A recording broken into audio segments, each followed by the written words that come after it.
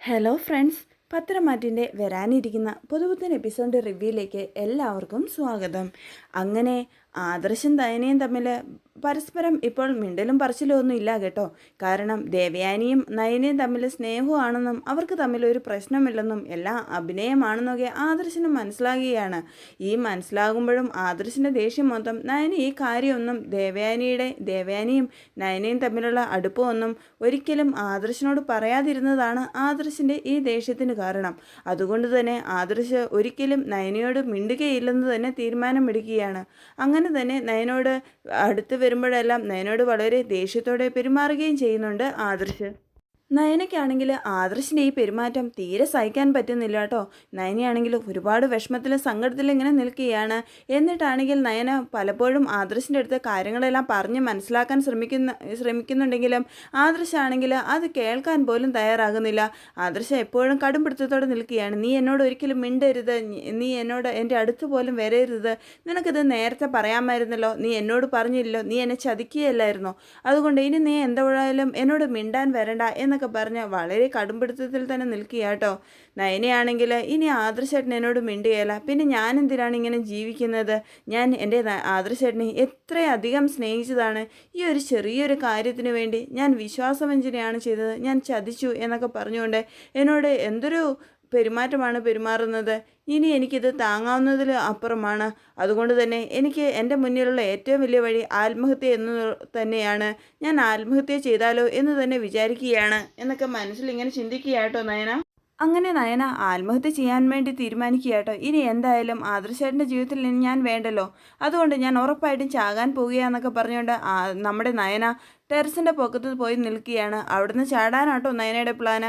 ഇതൊക്കെ നമ്മുടെ ആദർശ് കാണുന്നുണ്ട് കേട്ടോ. ആദർശ് എന്നിരുന്നാൽ പോലും നയനേനെ പോയി പിടിച്ചു വലിക്കുകയോ ഒന്നും ചെയ്യുന്നില്ല. നയനോടും ഇങ്ങനെ പറയുന്നുണ്ട്, നീ എന്തായാലും ആത്മഹത്യ ചെയ്യാൻ ശ്രമിക്കുന്നതല്ലേ, നീ ആത്മഹത്യ ചെയ്തോളൂ, അതിന് എനിക്ക് ഒരു പ്രശ്നവും ഇല്ല, പക്ഷേ ഇതെന്തായാലും ഇവിടെ നടക്കില്ല, നീ നിൻ്റെ വീട്ടിൽ പോയി ആത്മഹത്യ ചെയ്യുമോ, എന്ത് വേണമെങ്കിലും ചെയ്തോ, ഇതെന്തായാലും എൻ്റെ വീട്ടിൽ നടക്കില്ല എന്നൊക്കെ പറഞ്ഞുകൊണ്ട് ആദർശ് ദേഷ്യപ്പെടുകയും നയനയെ കളിയാക്കുകയൊക്കെ ചെയ്യുന്നുണ്ട് കേട്ടോ.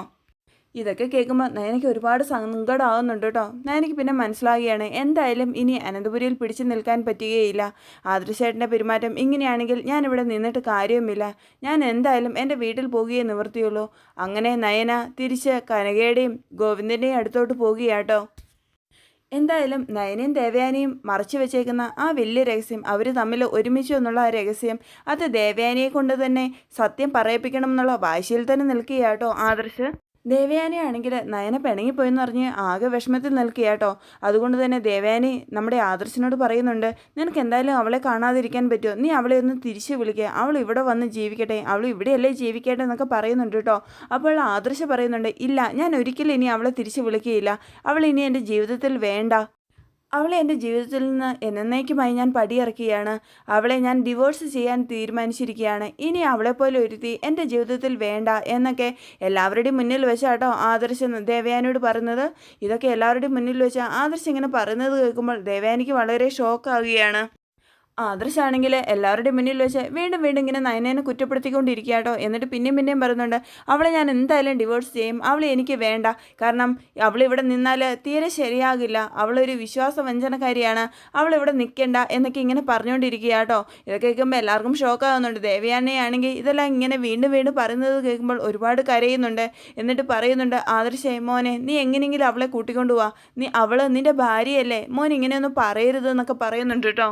ആദർശാണെങ്കിൽ ഇത്രയും കാലം അവൾ എൻ്റെ ഭാര്യയായിരുന്നു, ഇനി ഞാൻ അവൾക്ക് ആ സ്ഥാനം ഞാൻ കൊടുക്കില്ല, എനിക്ക് എത്രയും പെട്ടെന്ന് അവളെ ഡിവോഴ്സ് ചെയ്തേ പറ്റുള്ളൂ, അല്ലെങ്കിൽ എനിക്കൊരു ശ്വാസം മുട്ടൽ പോലെയാണ്, അവൾ എൻ്റെ ജീവിതത്തിൽ ഇനി വേണ്ട, എനിക്കത് അഴിച്ച് കളഞ്ഞേ പറ്റുകയുള്ളൂ എന്നൊക്കെ പറയുക കേട്ടോ. ഇതൊക്കെ കേൾക്കുമ്പോഴത്തേക്കും നമ്മുടെ ദേവയാനി ആകെ പൊട്ടിത്തെറിച്ച് കരയുകയാണ്. എന്നിട്ട് ദേവയാനി പറയുന്നുണ്ട്, നിങ്ങൾക്കാർക്കും എൻ്റെ നയനമോളെ വേണ്ടായിരിക്കും, പക്ഷേ എനിക്ക് അവൾ കൂടിയേ തീരുകയുള്ളൂ, കാരണം എനിക്ക് അവൾ ഇല്ലാതെ പറ്റില്ല, അവൾ എൻ്റെ ജീവനാണ്, അവളാണ് എനിക്ക് കരൾ തന്ന് സഹായിച്ചത്, അത് ആദർശ മോനെ നിനക്കും അറിയാവുന്ന കാര്യമല്ലേ, നിനക്ക് ഈ അമ്മേനെ ഇഷ്ടമല്ലേ, പിന്നെ എന്തുകൊണ്ടാണ് എന്നെ സഹായിച്ച നിൻ്റെ ഭാര്യേനെ നീ ഉൾക്കൊള്ളാത്തത്, മോനെ നീ അവളെ എങ്ങനെയെങ്കിലും കൂട്ടിക്കൊണ്ടു വാ എന്നൊക്കെ പറയുന്നുണ്ട് കേട്ടോ. ദേവയാനിയാണെങ്കിൽ ഇങ്ങനെ സത്യങ്ങളെല്ലാം വിളിച്ചു പറയുമ്പോൾ എല്ലാവർക്കും ഈ കാര്യങ്ങളെല്ലാം അറിയെങ്കിൽ പോലും ദേവയാനി ഈ സത്യങ്ങളെല്ലാം അറിഞ്ഞല്ലോ എന്നോർത്ത് എല്ലാവർക്കും ആകെ ഷോക്കാകുക കേട്ടോ. പിന്നെ മുത്തശ്ശനും മുത്തശ്ശിക്കാണെങ്കിൽ ഒരുപാട് സന്തോഷമാകുകയും ചെയ്യുന്നുണ്ട്. പക്ഷേ ജാനകിക്കും അതുപോലെ തന്നെ അനാമികയ്ക്കും ജലജയ്ക്കൊന്നും ഈ കാര്യങ്ങളൊന്നും അറിയില്ലല്ലോ. അതുകൊണ്ട് തന്നെ അവർ മൊത്തത്തിലൊന്ന് ഷോക്കായി നിൽക്കുകയാണ്. ജാനകിയും അനാമികയും ജലജയും ആണെങ്കിൽ പരസ്പരം ഒന്നും മനസ്സിലാതെ അങ്ങോട്ടും ഇങ്ങോട്ടും നോക്കിയാട്ടോ. കാരണം അവരെപ്പോഴാണ് ആ സത്യങ്ങളെല്ലാം അറിയുന്നത്. അപ്പോഴവരെല്ലാം മനസ്സിൽ ചിന്തിക്കുകയും ചെയ്യുന്നുണ്ട്, വെറുതെയല്ല ദേവയാനിക്ക് ഇത്രയേറെ മാറ്റങ്ങൾ ഇവിടെ സംഭവിച്ചത്. ഈ സത്യങ്ങളെല്ലാം അറിഞ്ഞതുകൊണ്ടാണ് മരുമോളെ ഇങ്ങനെ ചേർത്ത് പിടിച്ചത് എന്നൊക്കെ മനസ്സിലിങ്ങനെ ചിന്തിക്കുകയാട്ടോ. അങ്ങനെ ആദർശനാണെങ്കിൽ ഈ സത്യങ്ങളെല്ലാം ദേവയാനിക്ക് അറിയാമെന്നുള്ള കാര്യം അറിയാമെങ്കിലും ഈ സത്യങ്ങളെല്ലാം വിളിച്ചു പറഞ്ഞപ്പോൾ ഒരുപാട് സന്തോഷമാകുകയാണ്. അങ്ങനെ ദേവയാനിയുടെ സങ്കടവും അതുപോലെ തന്നെ ആവശ്യവും കൊണ്ട് തന്നെ ആദർശ് ഒരു എത്തുകയാണ്.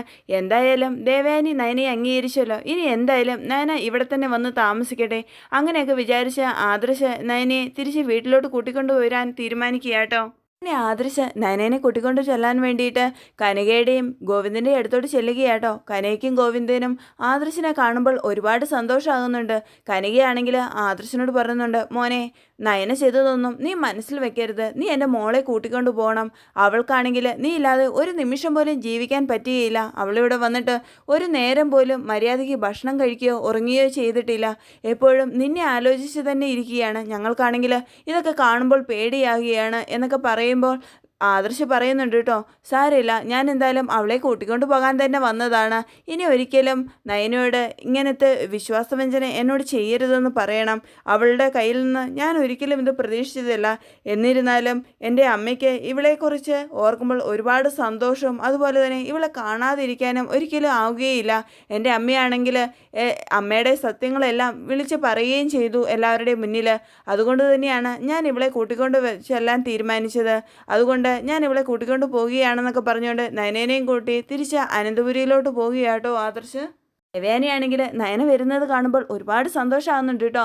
ദേവയാനിയാണെങ്കിൽ നയനേനെ ഓടിപ്പോയി ചെന്ന് കെട്ടിപ്പിടിക്കുകയും അതുപോലെ തന്നെ പറയുകയും ചെയ്യുന്നുണ്ട്, മോളെ നീ ഇവിടെ വന്നില്ലായിരുന്നെങ്കിൽ ഞാൻ ഒരിക്കലും ഇവിടെ ഉണ്ടാകുമായിരുന്നില്ല. ഞാൻ എന്തായാലും ഈ വീട്ടിൽ നിന്ന് പോയേനെ എന്നൊക്കെ പറയുന്നുണ്ട് കേട്ടോ.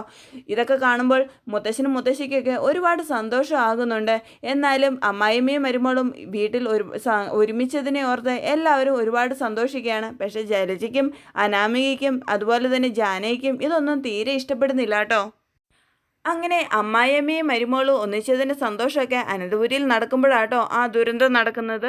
നവ്യയുടെ വയറ്റിലുണ്ടാകുന്ന കുഞ്ഞ് അങ്ങനെ നവ്യയ്ക്ക് നഷ്ടമാകുകയാട്ടോ. നവ്യയാണെങ്കിൽ ഒരുപാട് അല്ലാമുറയിട്ട് കരയുകയും ബഹളം ഉണ്ടാക്കുകയും ഒക്കെ ചെയ്യുന്നുണ്ട്. കനകയും ഗോവിന്ദനും ആണെങ്കിൽ നവ്യനെ ഒരുപാട് ആശ്വസിപ്പിക്കാനൊക്കെ ശ്രമിക്കുന്നുണ്ട്. പക്ഷെ നവ്യ വീണ്ടും വീണ്ടും അലമുറയിട്ട് കരയുകയാണ്. അങ്ങനെ അനന്തപുരിയിലുള്ളവരും നവ്യയുടെ കുഞ്ഞിനെ നഷ്ടമായ കാര്യങ്ങളൊക്കെ അറിയുന്നുണ്ട് കേട്ടോ. മുത്തശ്ശനും മുത്തശ്ശിക്കാണെങ്കിൽ ഇതൊരിക്കലും താങ്ങാൻ പറ്റുന്നില്ല. അതുപോലെ തന്നെ അനന്തപുരിയിലുള്ള എല്ലാവരും ആകെ ഷോക്കായി നിൽക്കുകയാണ്. അനാമികയ്ക്ക് മാത്രമാട്ടോ ഇതിൽ നല്ലൊരു സന്തോഷം ഉണ്ടാകുന്നത്. അച്ഛനും മുത്തശ്ശിയാണെങ്കിൽ ഇനി അടുത്ത തലമുറയിലെ കുഞ്ഞിനെ താലോലിക്കാൻ കിട്ടിയ അവസരം ഓർത്ത് വളരെ സന്തോഷിച്ചിരിക്കുകയായിരുന്നല്ലോ. അപ്പോഴാണ് ഇങ്ങനത്തെ സംഭവം വരുന്നത്. അതുകൊണ്ട് തന്നെ അത് അവർക്ക് ഒരുപാട് ആഘാതം ഏൽക്കുകയാണ്. ജലജയ്ക്കാണെങ്കിലും ഇനി കുഞ്ഞിൻ്റെ പേരിൽ ഒരു സ്വത്തും കിട്ടുകയില്ലല്ലോ എന്നോർത്ത് ഒരുപാട് വിഷമം ആകുന്നുണ്ട് കേട്ടോ. പക്ഷേ അനാമികയ്ക്കാണെങ്കിൽ അനാമികയ്ക്കും ജാനകിക്കും ഇത് ഒരുപാട് സന്തോഷമാകുകയാണ്.